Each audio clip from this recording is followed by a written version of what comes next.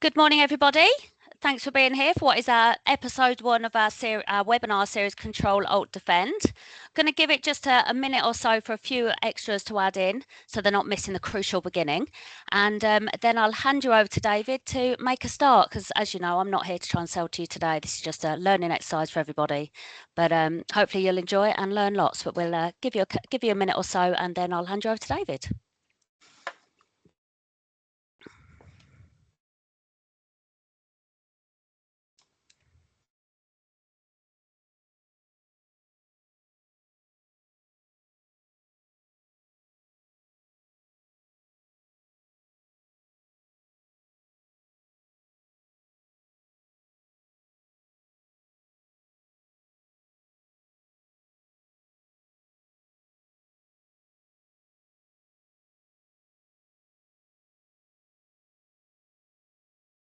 Do you want to go for it, David? If there's any Q&As, any questions along the way, by all means, add it into the chat and we'll relay them as and when. But go for it, David. Over to you.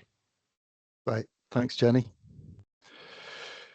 Jenny, just give me a shout. You can see my slides okay?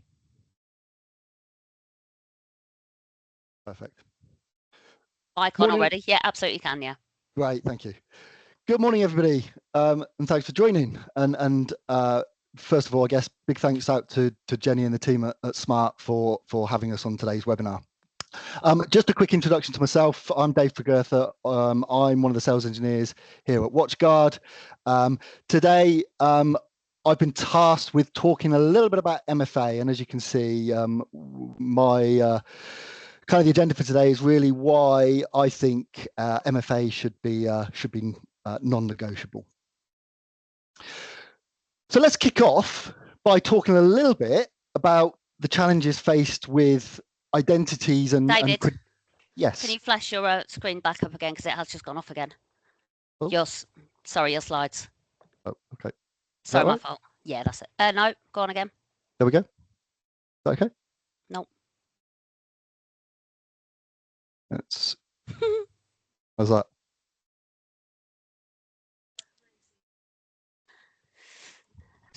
Is that on? No. Now we've got you. Right. Should be presenting. Yeah. Is that, you see the slides? No. Let's just turn me off there, just in case it's that. It's a good job you're techie, isn't it?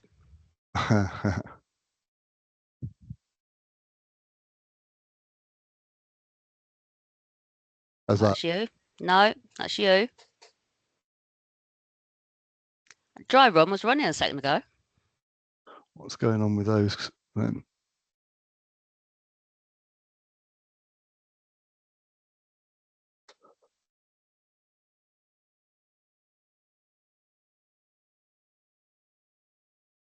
There we go. We've got your screen now. Is that better? We've got your screen, yeah. There we go. Everyone else can see it okay? Cool. Apologies for that, everybody. Sorry. Cool. Right, so yeah, let's kick off by talking a little bit about the challenges faced with identities and credentials in general. So look, here's some quick stats for us, and this data is taken from the Verizon Data Breach Annual Report. These particular stats from 2024, but 50% of social engineering attacks involve credential-based data. 71% of application attacks involve credential-based data. And you can see there, 65% of stolen credentials are posted for sale in less than 1 day. So it's pretty clear that credentials and identity are one of the most sought after pieces of info for an attacker. And while it may sound obvious, credentials and identity are hugely valuable to attackers. So how big a problem are stolen, weak or misused passwords or credentials? Just in case you weren't sure, here are some more stats. So stolen credentials, the #1 action used in breaches. Over 80% of breaches leverage either stolen and or weak passwords. And the last stat there, the number one malware that is often found on organizations' networks and out there in the wild are password and credential stealer type malware. Specific one there that we're referencing is one called Mimikatz, which actually came from our own WatchGuard security reports, and what we found on customer networks. You only have to read the news to see how common an occurrence it is. For those of you who kind of keep on top of some of the security news sites, you may have seen the RockU 2024 .text file that was posted by an online forum called Obamacare a couple of years ago. Over 10 million plain text passwords that were basically left on a web server. So what about some of the most common ways for attackers to steal passwords or take advantage of weak passwords? So kind of top of the list there is phishing type attacks, phishing emails specifically, right? They've become more and more sophisticated and difficult to spot. And one of their key functions is to facilitate the handing over of your credentials without you often realizing. Keyloggers are malicious software or hardware that secretly record keystrokes, potentially capturing sensitive information like passwords. And then we've just talked about info stealing malware. And again, just to kind of recap, an information stealer is a Trojan that is designed to gather information from a system. And then last on the list there, kind of cracking tools. So brute force, guessing type attacks and variants of, such as password spraying or credential stuffing. Credential stuffing is a type of attack in which the attacker collects stolen account credentials, typically consisting of usernames or email addresses or both, and the corresponding passwords from a data breach, and then uses those credentials to gain unauthorized access to user accounts on other systems through large-scale automated login requests, usually directed against web applications. Unlike credential cracking, credential stuffing attacks don't really attempt to use brute force or guess any passwords. They already know what those passwords are, having gained those from a data breach. So a little bit more into the specifics. To emphasize on an earlier slide around the info stealers, we can reference our own WatchGuard research. We continuously see password stealers as the most common malware out in the wild, volume-wise. And this is just an example of our quarterly report, Q3 report from 2024. This is the Internet Security Insights report. It's available on our website if anybody wanted to take a deeper look. But you can see there how high up on that list the password stealer type malware is. And as I mentioned previously, Mimikatz is a very well-known one, and previously was top of the list for a number of years.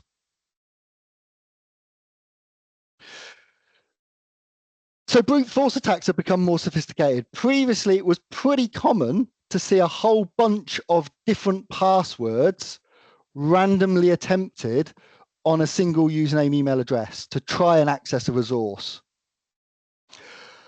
And over time, brute force guessing progressed to using automated dictionaries, so attackers could really scale their operations and dramatically reduce the time it took.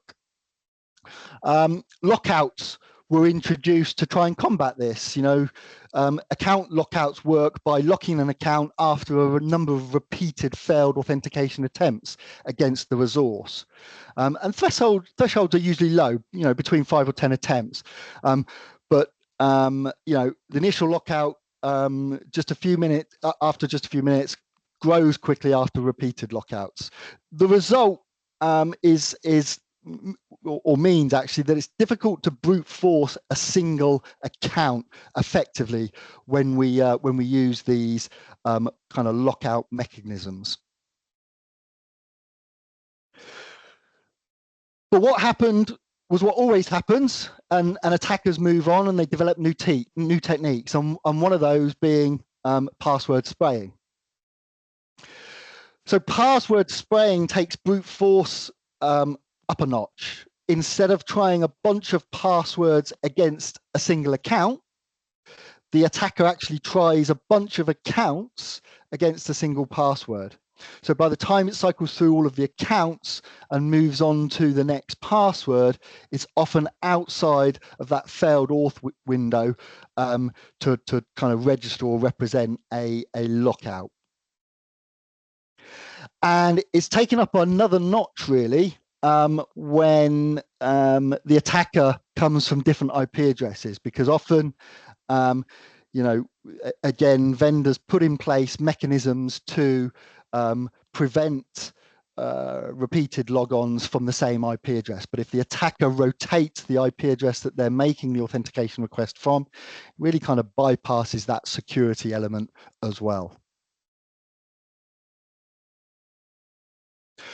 So what about cracking a password? You know, it's a question I'm often asked. How easy is it to actually crack a password? How easy is it for attackers to crack a password? So on the left here, we've got what we call a rainbow table that illustrates how, you know, kind of the length of time it takes to crack a password.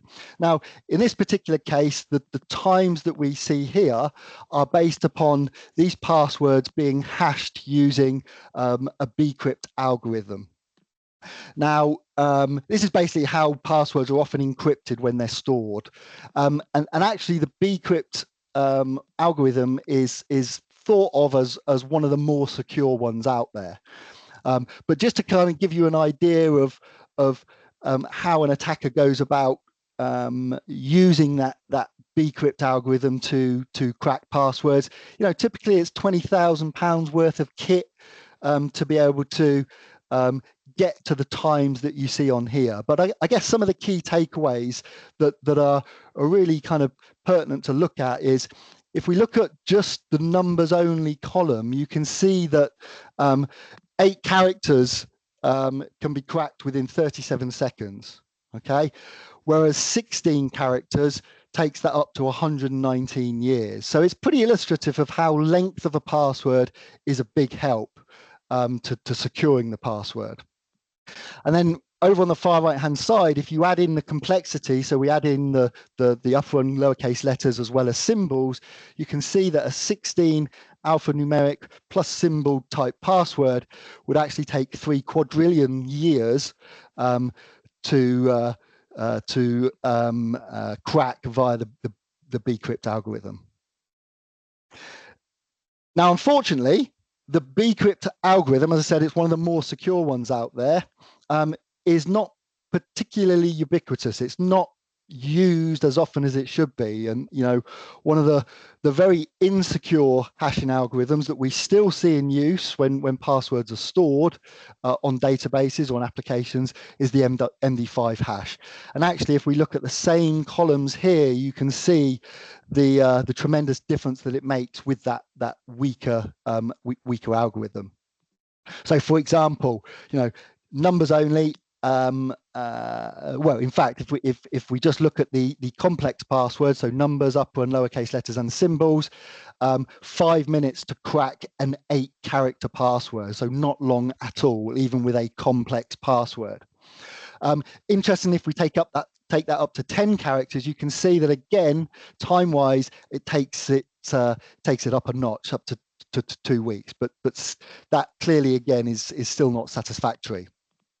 So we can see there that if we take that up to 16 characters, all of a sudden we're looking at a crack time of around 5 billion years. So again, you know, even with an old broken algorithm like MD5, an insecure algorithm, the length of the password is really perhaps more critical than the complexity of a password, and that's often something that is misunderstood. However, the crux of it is it's not easy protecting and controlling passwords, as we've just seen, right? Complex passwords help, but are certainly not the answer. If it means you have to end up writing them down. Equally, when it comes to keyloggers, info stealers, data leaks, they don't care about the complexity of passwords.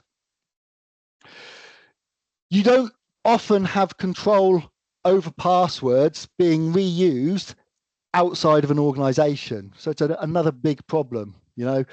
What's stopping a user utilizing a password within your organization, having put strong kind of password management type policies in place, but then using that same password outside of work on a personal account kind of defeats the purpose a little bit. So the scope for passwords to be exposed and guessed via brute force attacks or passwords is huge. Even within organizations that have good password policies and management in place, it is a real challenge. So with all that in mind, credential protection is critical. Something on top of a username and password is absolutely essential in this day and age. It only takes one of the following things for that password or credential to be exposed. And as you can see, if we look at that last one, the database being exposed without proper hashing, some of these things aren't even in your control. So how can multi-factor authentication or MFA help? So it's a little bit of back to basics here. Bit of a reminder of what MFA is all about. It's a layered approach to security that adds extra protection to your online accounts by requiring 2 or more verification factors above and beyond just a username and password for login. Okay. How does it work? Well, when MFA is enabled, after entering your username and password, you'll be prompted for a second verification factor, such as a code sent to your phone, a fingerprint scan, or a notification from an app. And why is it important? Well, even if the password is compromised, which we've already seen is pretty straightforward, pretty simple to do, even if it's compromised, stolen, or weak, MFA makes it significantly harder for unauthorized individuals to gain access to your accounts, as they would need to obtain that second or those additional verification factors as well. So those verification factors can include something such as a PIN, password, or passphrase. That's the kind of the knowledge you have. Something you have, such as a mobile or an authenticator app, a USB hardware token, or a smart card. Something you are, so that would be something like a biometric, a fingerprint, a face or voice recognition. And something you do, such as being left-handed or right-handed, or behavioral aspects like keystrokes, mouse movement, geolocation movement, etc., etc. So then we ask the question, well, how can WatchGuard help protect your identity?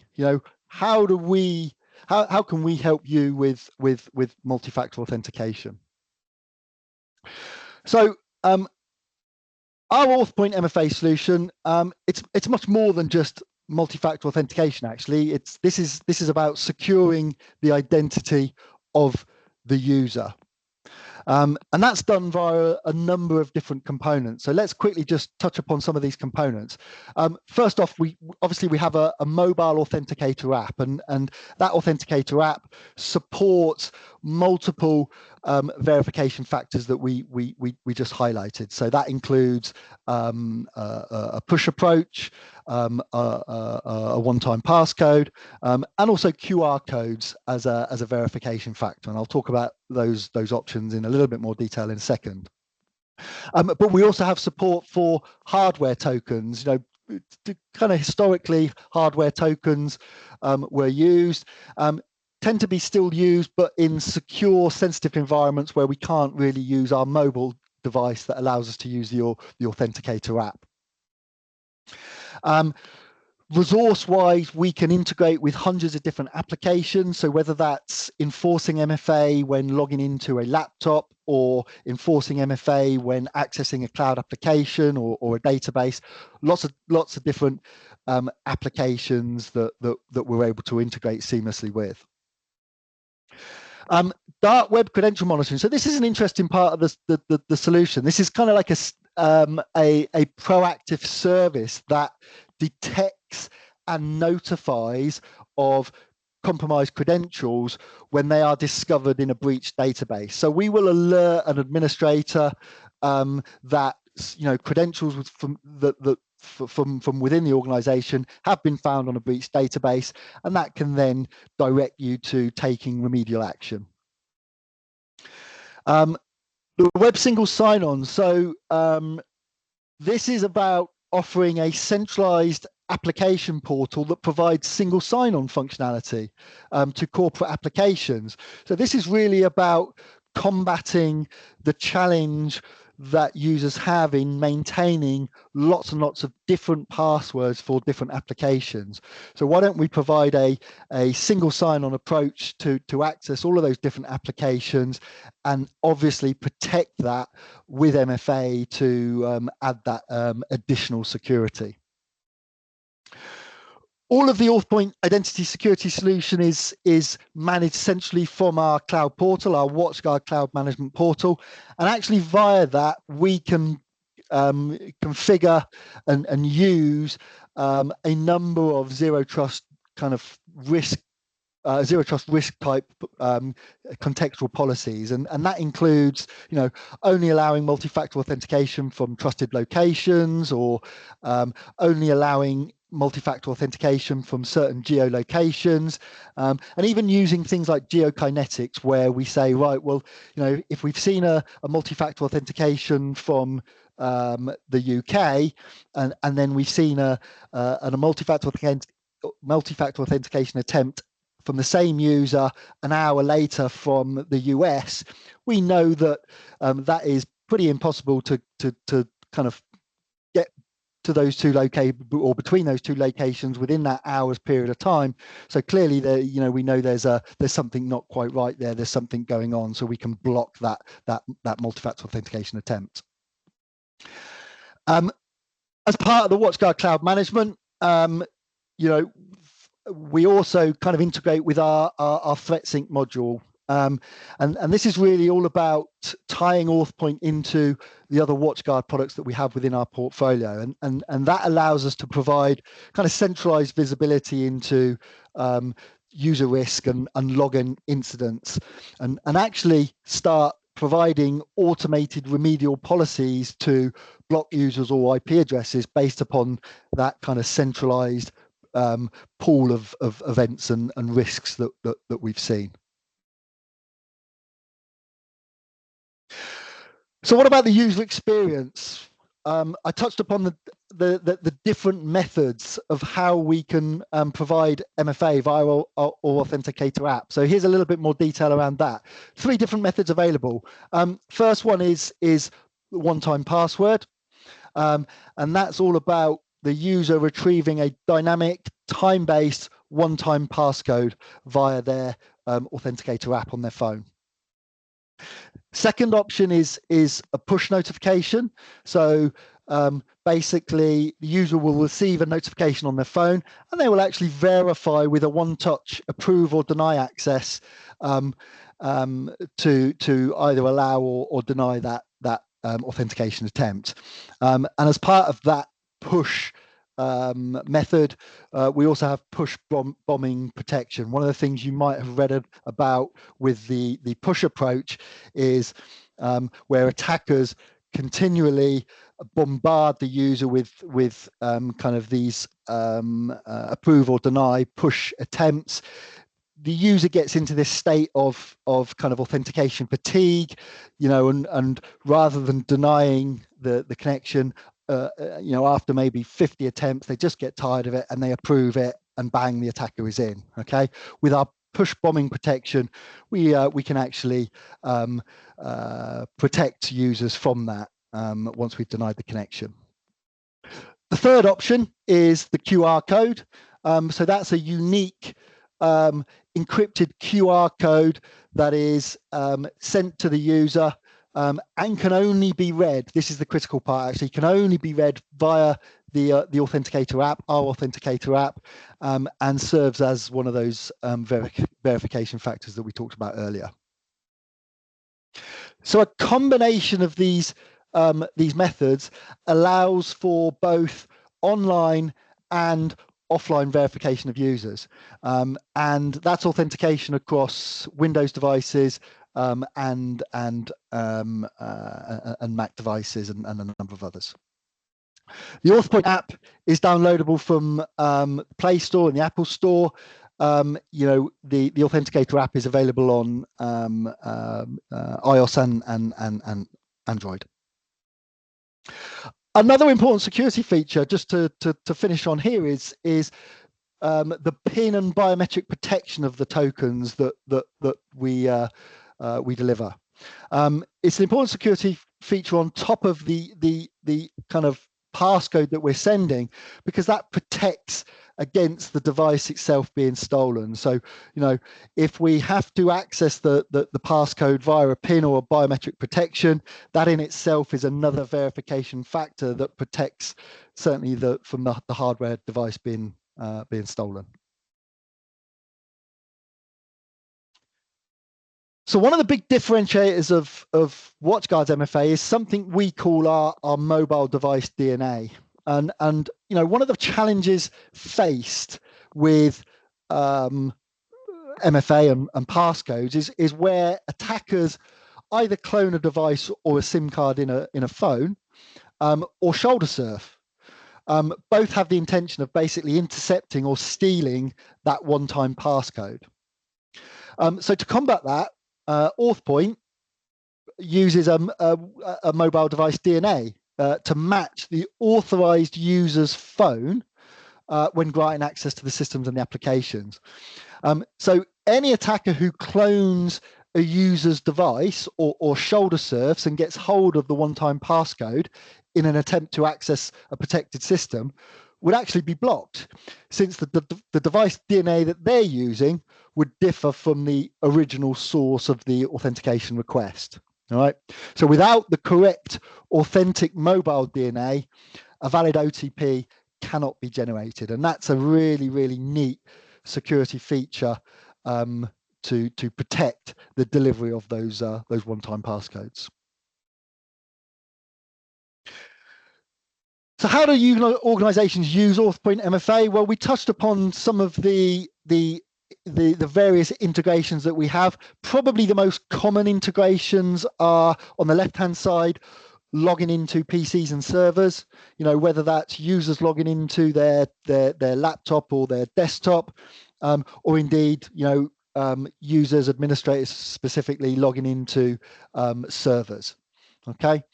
On the right-hand side, another really, really common approach for MFA is remote access. So that would be for remote logons or VPN connections typically. You know, MFA can be layered on top of those seamlessly. Another really useful user case is that secure single sign-on to cloud apps functionality that I talked about. So this is what we call our AuthPoint portal, IDP portal. So every AuthPoint customer gets access to their own AuthPoint IDP portal, and this provides users with the access to that centralized portal that provides that single sign-on experience to all of the SAML-based apps out there. So, you know, ultimately this is less passwords for your users to memorize, a smoother, streamlined login experience for those users, and certainly less of an IT cost to admins, with and all of that with the obvious additional protection of MFA.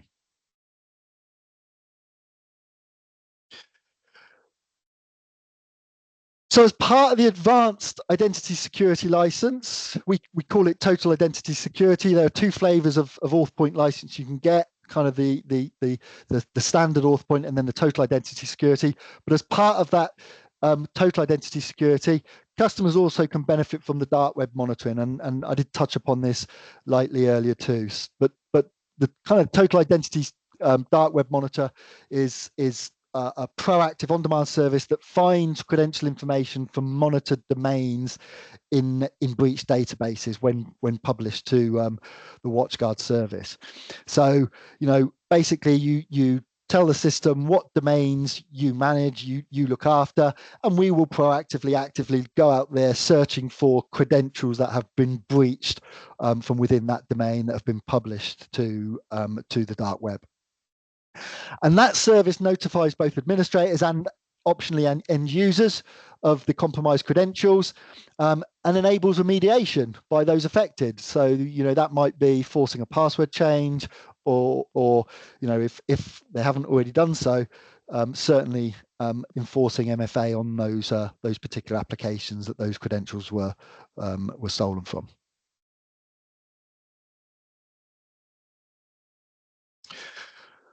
So why WatchGuard and AuthPoint?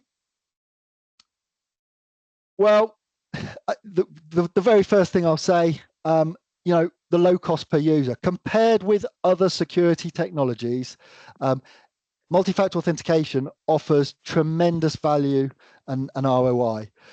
It addresses that stat that we saw at the top of the call, where 80% of attacks leverage weak or stolen passwords. Okay, so by adding multi-factor authentication to the overall equation, we are ultimately reducing that that threat. AuthPoint really is about providing the features you want, but the security you need. So it gives a really smooth user experience, fewer support tickets and support calls from an admin perspective. It's a cloud-based solution, right? So there's no overhead for infrastructure to maintain or manage. And as we've seen, it kind of seamlessly integrates with existing applications. So it's a really nice, easy experience for the user, easy to maintain and deploy, but also you get a lot of bang for your buck from a security perspective. MFA is about mitigating exposure, right? So, MFA is the cornerstone to securing a mobile workforce. It is often a case of when, not if, a password gets compromised. I hope I've kind of got that across to you today. So MFA really acts as an insurance against that credential theft. It really does protect you against phishing and ensures users are who they say they are. So, visibility into behaviors associated with weak or leaked passwords through that dark web monitoring will also help users to, remedy issues with credentials. AuthPoint provides a lot of flexibility, right? We've talked about the different methods that we can use to authenticate. We've also talked about the different zero trust policies, allowing multi-factor authentication from trusted locations or trusted geolocations. Ultimately, the range of different methods and policies that can be used will suit different business and user needs, and that really is about optimizing the security and usability balance. It's always a bit of a fine line. Compliance, this is often a big one for organizations. Absolutely, MFA can help achieve, compliancy requirements, particularly insurance. There are many cyber insurance requirements related to user authentication and access control. And some of the big compliancy frameworks out there actually stipulate that MFA is part of that, and certainly more often than not now we're seeing the cyber insurance companies not paying out unless MFA is actually in place within the organization.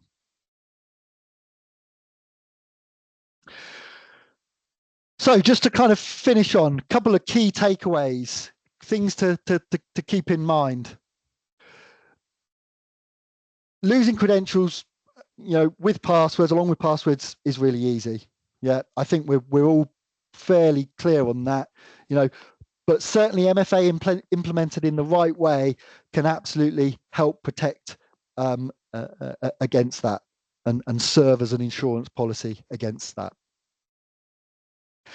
It's almost impossible to have different and strong passwords for the dozens of applications we use. So often we'll hear from organizations, well, if I'm using really complex passwords, does that negate the need for MFA? Well, not really. As we see there, it's really difficult for users and to manage the variety of different complex passwords that they have. But also, we know, as we've seen from our own security reports, complex passwords don't help when it comes to info stealers, malware that are designed to specifically steal passwords. The complexity of the password is immaterial to those pieces of malware. And as we talked about briefly, you may control the passwords in your own company with good password management, good password policies. You might even be using password management tools, which is definitely a good idea. But outside of your company, you really can't control the use of those passwords. Maybe passwords are being reused, which dramatically, increases the risk to the users and subsequently the organizations. And finally, you'll hear about this a lot. I talk about this whenever I'm really doing a presentation, but there is no silver bullet, right? There's no single defense that will protect you from all of the cyber threats out there. However, multi-factor authentication can be, and I would argue is one of the most cost-effective, simplest, and quickest ways to protect your credentials and significantly lower the overall risk for the organization. So that's it. Thank you for listening. For those who are interested in trialing AuthPoint, if you're an existing WatchGuard customer, trials can be really easily activated from within the WatchGuard portal. And really kind of tightly integrated with the existing products that you use. Reach out to the folks at Smart Solutions if you need help. For those of you who are not already a WatchGuard customer, then yeah, absolutely reach out to Smart. I know those guys will be more than happy to help with pricing and trials and the like. Last thing for me just to say before I hand back to Jenny, watch out for the next webinar in the CTRL-ALT-DFND series.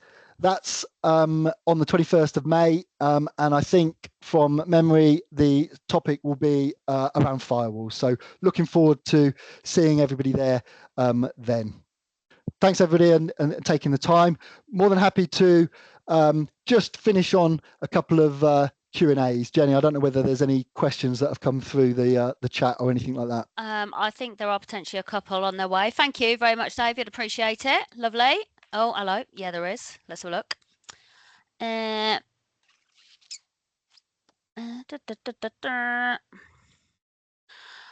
Is the solution compatible with tokens from other providers if we switched over to you, or would we need to buy new tokens? We've had this recently, actually, with somebody else.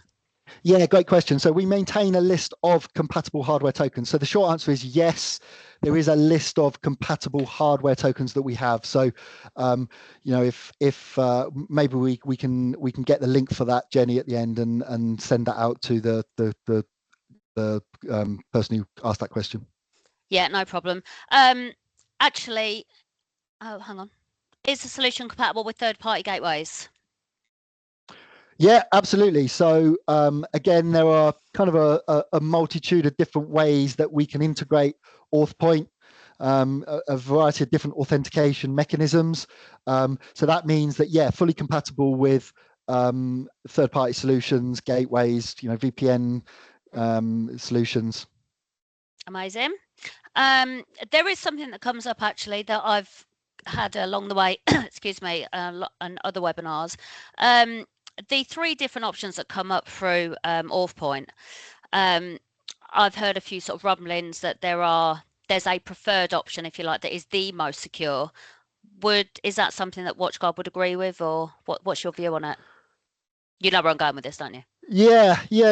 I think there's 2 parts to that question. So if we look at the 3 different options we have, the push, the one-time passcode, and the QR codes, all 3 are fairly secure because of that mobile device DNA that we talked about, right?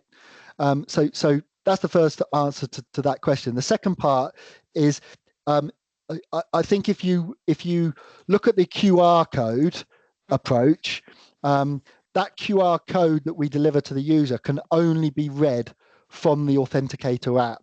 So that makes that approach very, very secure. You know, you sometimes hear about QR codes being insecure, and absolutely out in the wild, I would say, you know, be very, very careful of QR codes.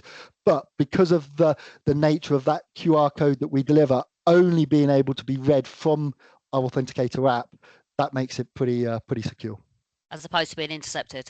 Correct. Yeah. Right. Yeah. Okay. Yep. Lovely. Anybody else got anything while we've got you, your prime time? Thank you. As I said, there'll be you're back again. It is you, isn't it? We have got you back again. Yeah. It is. Yeah. The 21st. Yeah, 21st of May. Yeah, so it'll be firewalls, and I think later on we'll be looking at endpoint and a few other bits and pieces with you guys. We've got you for a couple more until we start reaching out to a few other vendors right later down the line. So thank you very much. We'll send out a video of this. Everybody that's been here, we're going to automatically sign you up to the next ones. You lucky people. So thank you very much, and enjoy the rest of your day. Take care. Thank you. Thanks. Bye now. Bye.